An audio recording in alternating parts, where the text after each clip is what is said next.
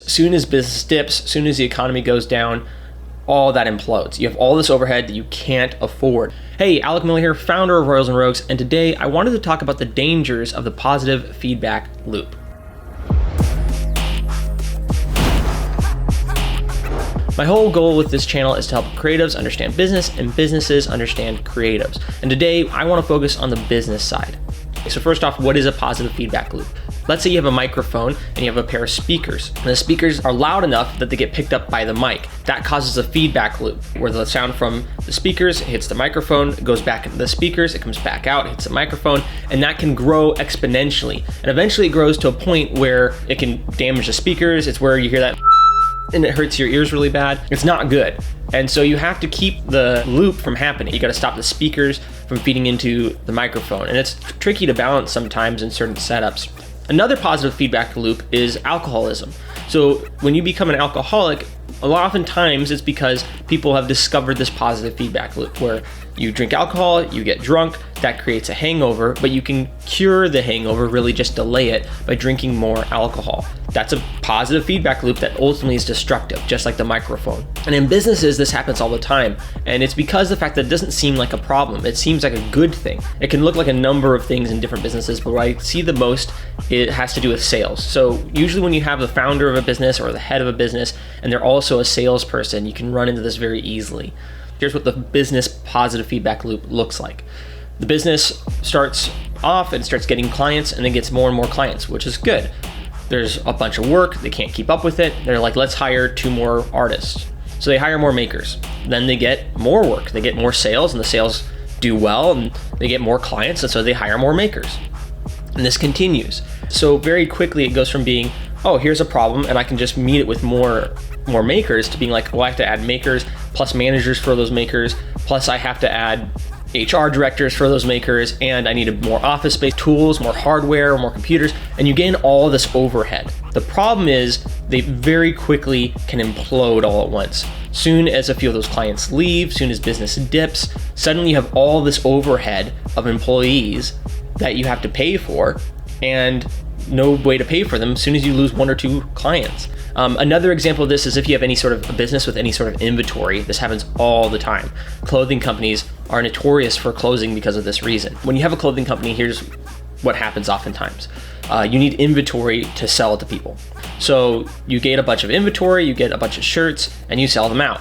Well, that's great, but once you're sold out, you start losing business, and you feel bad because you're like, we're missing out on this business we could be making. So then you go buy more inventory, you buy more and more clothing, more and more shirts, more and more pants, and you keep adding to the warehouses that you have, and then customers keep buying it. But as soon as the customers stop buying, you're stuck with all this inventory that you already prepaid for and no way to move it. And then chances are you already have more orders because you're anticipating more sales. But as soon as they dip, it causes major problems. And it's very easy to go under. And also because your profit margins are usually, once again, very slim. Grocery stores have the same problem. Grocery stores are worse in some ways because not only do they have limited inventory, but their inventory goes bad. There's a timer on it.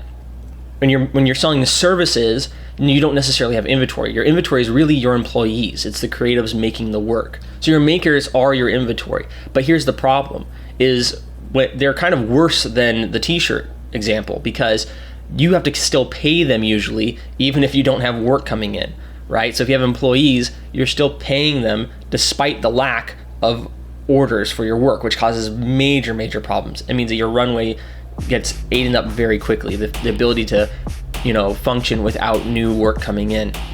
This happens more often in the good economy like we have right now. Right now we have a pretty good economy. It's pretty easy to start a business and make a profit. Buyers are everywhere. People are spending money left and right like there's no tomorrow. Arguably way too much money. People are spending money they don't have because they think that it's going to keep being a good market and they're going to keep getting to make more money the next day. So it's like, it's not a problem if I spend more money than I have, as long as I keep having money coming in. So because of that attitude, right now it's really easy to just focus on sales, really push sales and grow very quickly. Eventually you grow to a point where you actually can't sustain your team. Your team's too dysfunctional, it's too large and unorganized and clunky to even add in new clients. You start losing the work that you're already doing and you wonder what happened. We used to be able to make this in a couple of days and get it out, and now all of a sudden it's falling to pieces. So we've kind of addressed the problems, right? The problem of the positive feedback loop is It kind of is encouraging you to continue to grow despite the fact that it may not be in your best interest. I'm a big fan of not chasing continual growth, but instead chasing sustainability. If you can figure out how to make a sustainable business model, you can then scale that business model versus, it'd be scaling versus growth, right? Find a successful model and then figure out how to scale that model rather than just constantly chasing growth at any expense. So what are some tips to avoid this? What can you do? Once again, the problem usually comes from someone that's sales minded. So when they see that they're doing well, they think, well, the next step is to get more clients, to do more selling. Oftentimes, the best thing you can do as a business, once you start doing well, once you start figuring out people have a high demand for your product, is to actually raise prices. This allows you to grow without changing the size of your team or your overhead. Raising those prices is scary because you're worried about losing some of those clients. But if you find out that you're losing clients once you raise your prices by a bit, even if it's not a ton, there's a good sign that you're only getting the new business because you're undercutting your competition. It's because you're coming in cheaper than the competition.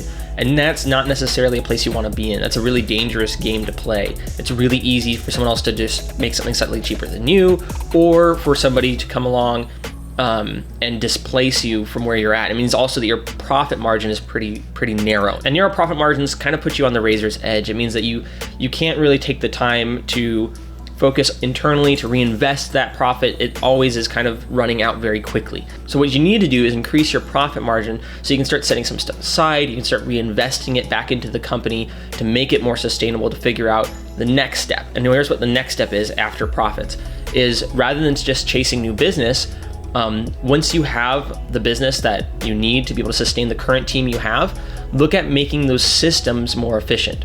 Look at the tech you're using. Look at the people that are working for you. See how you can get more efficient and how you can schedule things better. It's not fun, and a lot of salespeople really hate doing it. I get it. But that is what's going to make your business succeed in the long run. Infinite growth is A, not possible, B, not sustainable, and C, not ideal.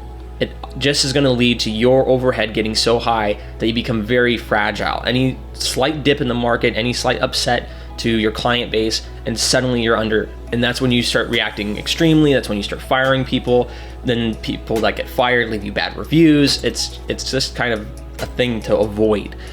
So instead, you want to work on sustainability. You need to figure out your systems. You need to figure out a content calendar, right? A production calendar. A lot of times, I can't tell you how many businesses I've worked for or walked into or freelanced for, or you have it, and for whatever reason, they had no idea what their content calendar was. It was just like whatever was the most urgent, that's what we're working on today, and tomorrow we have the next urgent thing, and then we never tell the clients, oh, that's gonna take a week or 2 weeks or 3 days or whatever. It's just whatever came down the pipeline, that's when we gotta get it done, we gotta get it done now. The other thing is actually think about long and hard about who you wanna hire if you are going to hire people.